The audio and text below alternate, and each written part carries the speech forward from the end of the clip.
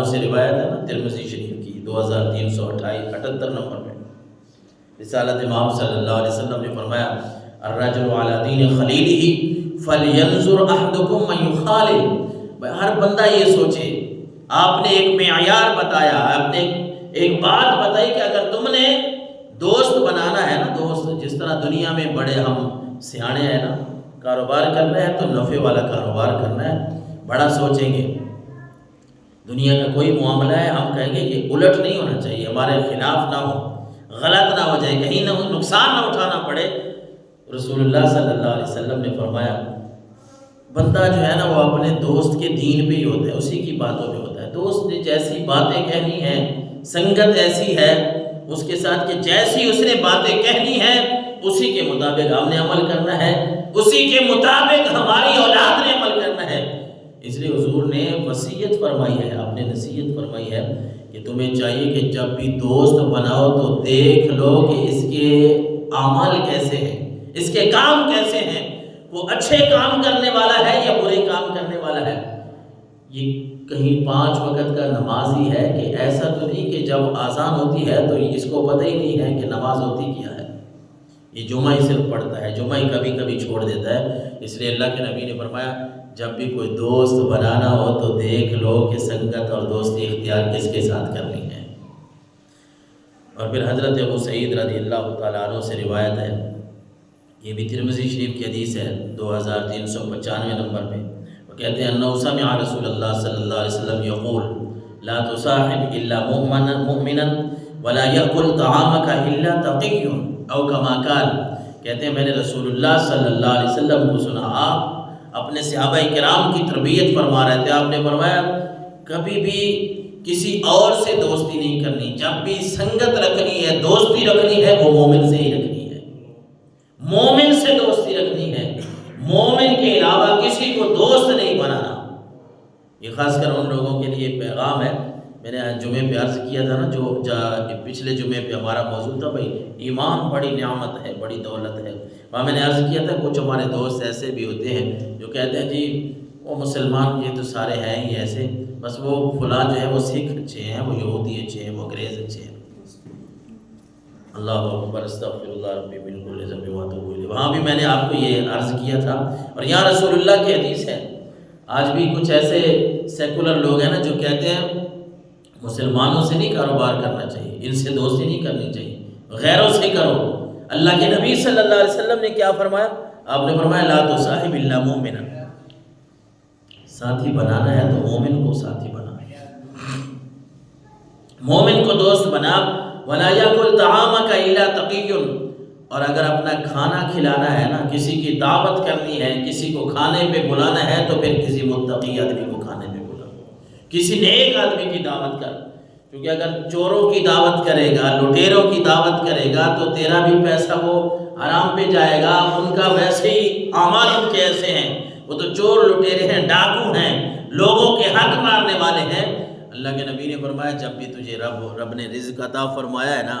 اس رزق میں سے اگر تو چاہے کہ میں کسی کو کھانا کھلاؤں،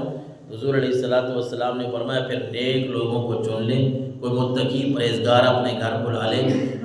اس کو کھانا کھلا دے، وہ کھانا کھائے گا تو اللہ تیرے دسترخوان میں برکتیں عطا فرما دے گا۔ اس بات پہ بھی توجہ دینی چاہیے نا کہ ہمارے دوست احباب، ہماری اولاد ہوٹلوں پہ بیٹھ کے کتنے کتنے ہزار جو ہے وہ خرچ کر دیں گے دوستوں کے ساتھ، لیکن والدین کے لیے پیسے نہیں ہیں۔ ماں باپ جو ہے وہ گھر دوائی کے لیے کڑھ رہا ہے، ان کے پاس پیسے نہیں ہیں،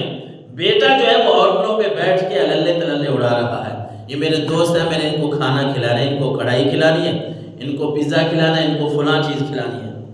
ارے آپ نے اگر کوئی پیسہ خرچ کرنا بھی ہے وہ اپنی جان کے اوپر خرچ کر، اپنے والدین کے اوپر خرچ کر۔ والدین کے منہ میں کوئی لقمہ جائے گا تو کوئی اچھی چیز بازار سے لے کے والدین کے لیے آئے گا۔ آج ہوٹل کا کھانا والدین کو بھی لے جانا، گھر لے جا کھانا والدین کو بھی کھلا، آج ان کے منہ میں چند لقمے جائیں گے تو وہ تو تجھے دعاؤں سے نوازیں گے۔ دوستوں نے کیا کرنا ہے؟ جو دوست ہوٹلنگ کرنے والے ہوتے ہیں انہوں نے کھا پی کے چلے جانا ہے، انہوں نے مونچھ کے اوپر ہاتھ مارنا ہے اور پھر گئے، اور بعد میں جا کے وہ تیری غیبت بھی کریں گے، گلے بھی کریں گے کہ کیسا اس کو ہم نے آج دیکھیں، اس کو کیسا ہم نے لوٹ لیا ہے، اس کو پتہ ہی نہیں چلتا، میں نے تو اس کو 1000 کھلایا تھا، آج 5000 اس سے نکلوا لیا۔ ان کا ذہن یہ ہوتا ہے، وہ کتنا گھٹیا ذہن رکھتے ہیں جن کو تو کھلا رہا ہے۔ اور اگر یہی کھانا تو کسی متقی پرہیزگار کو کھلا، اور سب سے پہلے اپنے والدین کا خیال رکھ، اپنے بہن بھائیوں کا خیال رکھ، اپنے گھر والوں پہ اگر تو پیسے یہی خرچ کر تو ان کا پیٹ بھی بھر جائے گا، تجھے صدقے کا ثواب بھی ملے گا، تیرے دسترخوان میں بھی رب برکت عطا فرمائے گا۔ حضرت ابو ہریرہ رضی اللہ تعالیٰ عنہ فرماتے ہیں رسول اللہ صلی اللہ علیہ وسلم نے فرمایا السلسلۃ الصحیحہ، حدیث مبارکہ کی کتاب ہے عربی کی، اس کی حدیث ہے 2910 نمبر پہ۔ حضرت ابو ہریرہ راوی ہیں، فرماتے ہیں کان یقول فی دعائہ اللہم انی اعوذ بک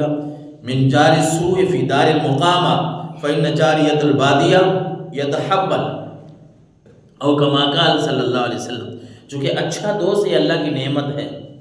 سنگت اچھی ہو نا، اٹھنے بیٹھنے والے لوگ یہ اچھے ہوں، پڑوسی اچھے ہوں، انسان کے گھر کے قریب رہنے والے، آس پاس رہنے والے اگر لوگ یہ اچھے ہوں تو پھر بڑی رب کی نعمت ہے، رحمت ہے، اور اگر برے ہوں تو پھر انسان کے لیے مصیبت بن جاتے ہیں، دنیا کی بھی مصیبت ہے اور آخرت کی بھی مصیبت ہے۔ جس طرح وہ آیت مقدسہ کا حصہ ہے سورہ زخرف کا، الاخلاء یومئذ بعضهم لبعض عدو الا المتقین، اللہ نے قرآن میں فرمایا کہ یہ دنیا والے جو دوست ہیں نا، جو برے دوست ہیں، یہ تو کل تمہارے دشمن بن جائیں گے۔ یہ دوستیاں کام نہیں آنی، کام تو آنی ہے متقین کی دوستی۔ اگر تمہارے دوست، تمہارے احباب، ہماری اولاد اگر اچھے لوگوں کے ساتھ بیٹھنے والے ہیں، رب نے فرمایا متقین ان کی دوستی توڑ چڑھتی ہے،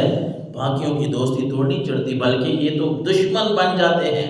یہ تمہارے دین کے بھی دشمن ہیں، تمہاری دنیا کے بھی دشمن ہیں۔ اس لیے رسول اللہ صلی اللہ علیہ وسلم یہ دعا کیا کرتے تھے، اللہم انی اعوذ بک من جار السوء فی دار المقامہ فإن جاریۃ البادیہ یتحول۔ آپ اللہ سے دعا مانگتے تھے، یا اللہ برا پڑوس اس سے مجھے معافی عطا فرما، برے پڑوس سے مجھے معافی عطا فرما۔ اور آپ فرماتے ہوتے تھے کیوں؟ اس لیے یا اللہ میں تجھ سے اس لیے یہ دعا مانگتا ہوں کہ اگر سفر میں بندہ جائے نا، وہاں کوئی ساتھ چلو برا آدمی بیٹھ بھی جائے تو سفر ہوتا ہے کچھ منٹوں کا، کچھ گھنٹوں کا، کچھ دنوں کا، اس کے بعد سفر نے تو ختم ہی ہونا ہے۔ آپ نے فرمایا کیونکہ جو سفر کا ساتھی ہوتا ہے نا وہ تو جان چھوڑ جاتا ہے، برا ساتھی، سفر کا برا ساتھی وہ تو انسان کا جو ہی سفر ختم ہوا، جہاں اس نے جانا تھا، ہم نے جانا تھا، منزل مقصود پہ پہنچے، دونوں الگ الگ ہو گئے، وہ تو چلا جاتا ہے۔ یا اللہ مجھے برے پڑوس سے معافی عطا فرمانا، کیونکہ یہ ساتھ ہی رہنے والے لوگ ہوتے ہیں۔ اس لیے بڑی نعمت ہے اگر آپ کے پڑوسی اچھے ہیں۔ ایک بات تو یہ ہے کہ پہلے اپنے گریبان میں بھی جھانکیں، ہم بھی اچھا بنے نا، ہمارے ساتھ والے گھر جو ہیں۔ بلکہ اس پہ ہم نے انشاءاللہ جمعہ بھی ایک مکمل تقریر اور خطاب کرنا ہے کہ پڑوسیوں کے حقوق کیا ہے۔ رسالت مآب صلی اللہ علیہ وسلم نے جو پڑوسیوں کے حقوق بتائے ہیں، آپ صلی اللہ علیہ وسلم نے فرمایا کہ جبریل امین مجھے اللہ کی طرف سے پڑوسیوں کے بارے میں جو احکامات لے کے آئے، میں تو اتنا حیران ہوا، مجھے لگا کہ کہیں اللہ تعالیٰ ان پڑوسی جو ہمارے گھروں کے ارد گرد رہنے والے لوگ ہیں، اللہ کے نبی نے فرمایا اللہ نے مجھے اتنی تاکید، اتنے ان کے بارے میں باتیں بتائی کہ ان کے ساتھ ایسا اچھا سلوک کرنا ہے، ان کے ساتھ یہ کرنا ہے، ان کے ساتھ یہ کرنا ہے۔ حضور نے فرمایا مجھے تو ایسا لگا کہ شاید کہیں اللہ کا حکم نہ آ جائے کہ ان کو وراثت میں سے بھی حصہ دینا ہے، کہیں وراثت میں سے ان کا حصہ نہ آ جائے۔ اس لیے اپنے پڑوسیوں کو تنگ بھی نہیں کرنا۔ اچھا ضروری نہیں ہوتا کہ پڑوسی خراب ہوں، بندے کو اپنے اوپر بھی جھانکنا چاہیے، اپنے اخلاق بھی درست کریں، اور ساتھ والے جو گھر ہیں، رہن سہن جو ہمارا ہے، معاشرت جو ہے یا معاشرہ ہم کہتے ہیں نا، سوسائٹی، یہ